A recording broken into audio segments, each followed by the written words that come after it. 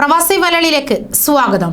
Corona വ്യാപനത്തിന്റെ രണ്ടാം തരംഗത്തിൽ ദുരിതം അനുഭവിക്കുന്ന ഇന്ത്യക്ക് കൈത്താങ്ങായി നിരവധി സഹായങ്ങളാണ് എത്തിയത്. എന്നാൽ ഇതിൽ ആദ്യം ഇന്ത്യക്കായി ഓടിയെത്തിയത് ഗൾഫ് രാഷ്ട്രങ്ങളാണ്.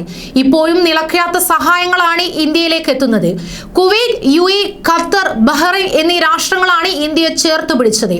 ഇപ്പോഴിതാ കോവിഡ് മഹാമാരിയിൽ ദുരിതം അനുഭവിക്കുന്ന ഇന്ത്യക്ക് ഐക്യദാർഢ്യം പ്രഖ്യാപിക്കുന്നതായി സൗദി അറേബ്യ അറിയിച്ചിരിക്കുകയാണ്. ന്യൂഡൽഹിയിലെ സൗദി അറേബ്യൻ എംബസി പുറത്തിറക്കിയ പ്രസ്താവനയിലാണ് ഇക്കാര്യം അറിയിച്ചിരിക്കുന്നത്. കോവിഡ് ഉയർത്തുന്ന വെല്ലുവിളികളോട് പ്രതികരിക്കാൻ ഈ ദുഷ്കരമായ വേളയിൽ സൗദി അറേബ്യ ഇന്ത്യയുമായി ഐക്യദാർഢ്യം പുലർത്തുന്നുവെന്ന് എംബസിയിൽ നിന്നുള്ള പ്രസ്താവനയിൽ വ്യക്തമാക്കുന്നു. ആരോഗ്യ സഹകരണം, മനുഷ്യജീവിതം സംരക്ഷിക്കൽ, മഹാമാരിക്കെതിരെ പ്രതിരോധം വളർത്തുക എന്നിവയാണ് തങ്ങളുടെ ശ്രദ്ധേയമായ ബന്ധങ്ങളുടെ പ്രധാന വശങ്ങൾ.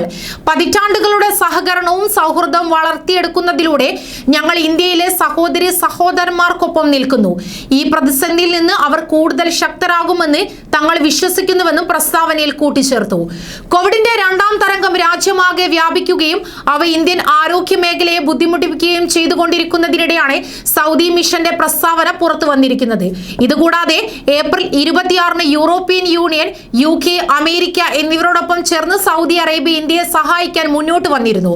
കോവിഡ് കേസുകളിൽ അപൂർവമായ കുതിച്ചുചാട്ടം ഉണ്ടാവുകയും ഇന്ത്യയിൽ ഓക്സിജൻ ലഭ്യത കുറവാകുകയും ചെയ്തപ്പോൾ സൗദി അറേബ്യ 80 മെട്രിക് ടൺ ദ്രാവക ഓക്സിജൻ ഇന്ത്യയിലേക്ക് കയറ്റി അയച്ചിരുന്നു. അദാനി ഗ്രൂപ്പും ലിൻഡെ കമ്പനിയുമായി സഹകരിച്ചാണ് ഇതിന്റെ വിതരണ കയറ്റുമതി നടത്തിയതെന്നും സൗദി എംബസി പ്രസ്താവനയിൽ എടുത്തു പറഞ്ഞിരുന്നു. ന്യൂസ് ഡെസ്ക് പ്രവാസി മലയാളി.